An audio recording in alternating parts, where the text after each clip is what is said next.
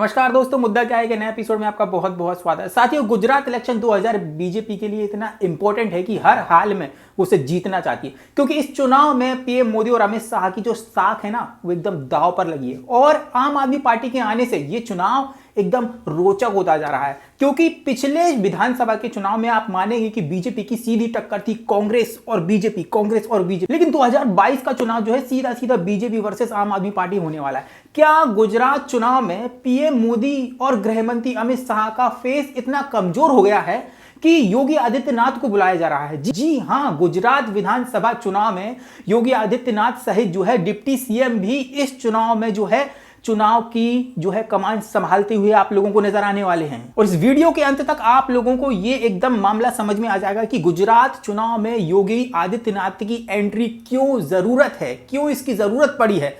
देखिए, महाराष्ट्र की तरह ही गुजरात में यूपी, बिहार और एमपी से गए उत्तर भारतीयों की एक बड़ी आबादी निवास करती है। और एक अनुमान के मुताबिक इनकी जो संख्या है मेरे दोस्तों 30 लाख से भी ज्यादा हो सकती है। गुजरात की जो 65 सीटें हैं, गुजरात की जो 65 सीटों पर उत्तर भारतीयों का एक असर है, और यहां पर इनका असर आपको बिल्कुल भी देखने को मिलता है।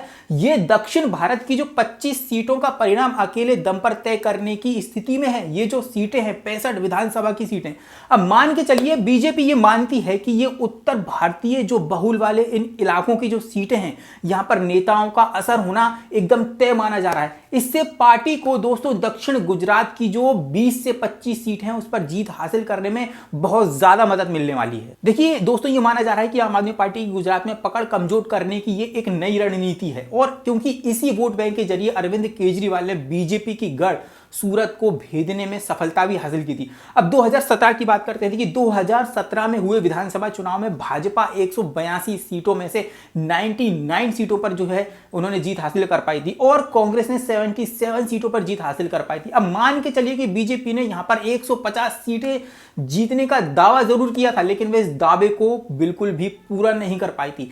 आगे बढ़ते हैं। देखिए, बीजेपी ने चुनावी विषाद बिछाने के लिए यूपी के 163 जो कार्यकर्ता हैं उनको बड़ी टीम को तैयार करने की एक रणनीति प्लान की हुई है। और इस रणनीति के तहत देखिए क्या हुआ। इस रणनीति के लिए बाकायदा प्रवासी जो है प्रभारियों को भी यहां पर नियुक्त किया जाएगा। संगठन को गुजरात की अहमियत समझ में आ रही है दोस्तों, इसीलिए इस प्रचार के लिए उन्होंने एक बड़ा प्लान तैयार कर रखा है। बीजेपी गुजरात की 64 विधानसभा सीटों पर यूपी के कार्यकर्ताओं और अधिकारियों को कमान सौंपने जा रही है। अब अपने दिमाग को स्थिर रखिएगा और समझिएगा कि मैं क्या समझाना चाहता हूं। इसमें सबसे पहला नाम आता है सीएम योगी आदित्यनाथ का। उसके बाद डिप्टी सीएम केशव प्रसाद मौर्य और ब्रजेश पाठक को भी गुजरात चुनाव में अपनी जनसभाओं के दौरान माहौल बनाने का मौका मिलेगा।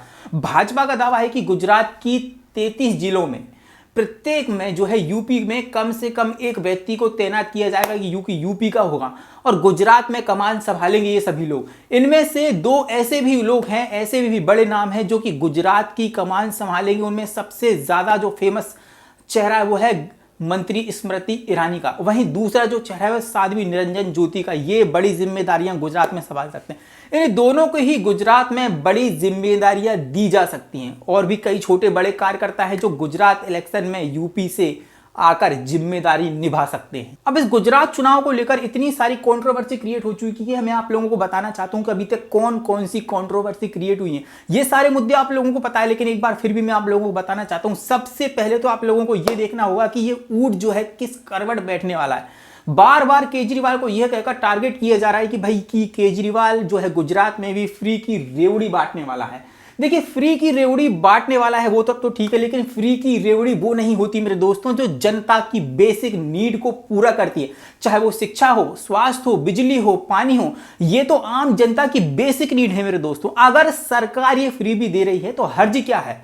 अगर आप चुनाव में केस बांटते हो, कलर टीवी बांटते हो, स्कूटी बांटते हो, जो है मंगलसूत्र बांटते हो, तो ये मेरे दोस्तों ये फ्री बीज है। ये आम लोगों की बेसिक नीड नहीं होती है, ये आम लोगों की बेसिक नीड को नहीं समझते हैं। इसके बाद ऑटो ड्राइवर वाली कंट्रोवर्सी लेकर भी आप लोगों को पता होगा कि ऑटो ड्राइवर को लेकर भी बहुत सारी कंट्रोवर्सी यहां पर क्रिएट हुई थी। पहले तो ऑटो ड्राइवर ने कहा कि मैं केजरीवाल का फ्रेंड हूं, उसको घर बुलाया, उसको इन्वाइट किया, उसको खाना खाने के लिए इन्वाइट किया, और केजरीवाल बाकायदा उसके यहां पर जो है खाना खाने के लिए भी पहुंचते हैं। उसके बाद वही ऑटो ड्राइवर मेरे दोस्तों भगवा टोपी और गमछा पहनकर मोदी की रैली में जो है एक नजर आता है और मोदी मोदी करता हुआ नजर आता है। लेकिन हैरान मत होना मेरे दोस्तों, कल यही ही ऑटो ड्राइवर राहुल गांधी की भारत जोड़ो यात्रा में पहुंचकर कहे कि मैं राहुल गांधी को अपना आदर्श मानता हूं।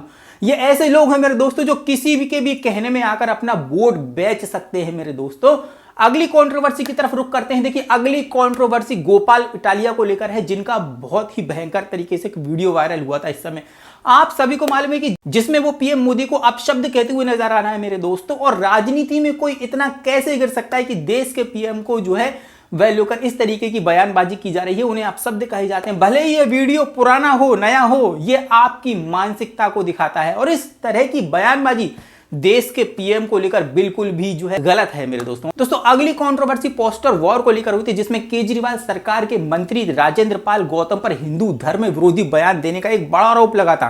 जी हां, दिल्ली में हुई बौद्ध धर्म की जो कार्यक्रम है उसमें हिंदू देवी देवताओं को नहीं मानने की शपथ दिलाने को लेकर यह कंट्रोवर्सी होती। दोस्तों इस तरह की कंट्रोवर्सी से आम आदमी पार्टी को गुजरात में भारी नुकसान उठाना पड़ सकता है और एक मंत्री होने के नाते इस तरीके की शपथ लेना या दिलाना और जो है सनातन धर्म का अपमान करना बिल्कुल गलत है। यहां पर आगे इस तरह की और कंट्रोवर्सी, आरोप और प्रत्यारोप गुजरात इलेक्शन में आपको देखने को मिलेंगे, लेकिन कौन सच्चा है और कौन झूठा है इस बात को लेकर इस ध्यान में रखना और अपना वोट करना, क्योंकि आपका वोट बहुत कीमती है। तो मिलूंगा मैं फिर किसी नेक्स्ट एपिसोड में, जब तक के लिए मुझे दीजिए इजाजत। जय श्री राम।